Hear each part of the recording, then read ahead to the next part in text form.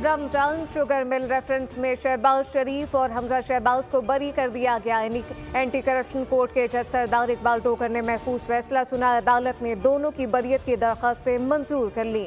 शहबाज शरीफ और हमजा शहबाज पर शुगर मिलों के लिए सरकारी खजाने से नाले बनाने का इल्जाम था।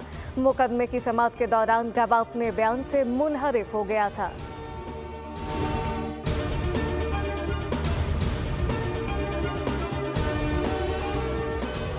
पाकिस्तान ने माशी मैदान में बेमिसाल कामयाबियां हासिल कर ली। हमारी राह में अब चंद बड़े मसाइल और रुकावटें हैं। मौसमियाती तब्दीली से पाकिस्तान सबसे ज़्यादा मुतासर है। वज़ीर ख़जाना मोहम्मद औरंगज़ेब का तकरीब से खिताब कहा कि माशी शोबे में इस्लाहत पर अमल पैरा है। टैक्स का दायरा कार बढ़ाने के लिए इक़दाम कर रहे हैं।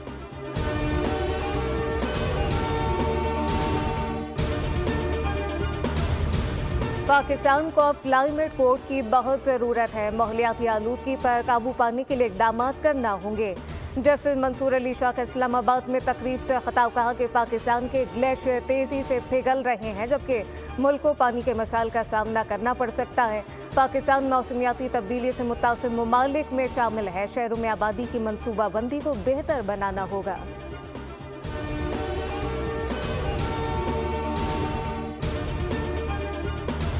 और पाक मालदीव अस्करी क़यादत का दो तरफा दिफाई ताल्लुकात को मज़ीद मजबूत करने पर इत्तफाक। Chairman joint chief of staff committee general Sahir Shamshad Mirza से मालदीव के chief of defence staff major general Ibrahim Hilmi की मुलाकात में बाहमी ताउन के फ़रोग़ पर तबादला ख्याल हुआ।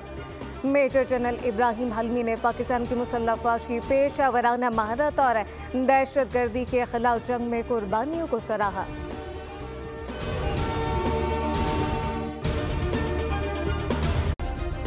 सब्सक्राइब करें और बेल दबाएं ताकि कोई खबर रह न जाए।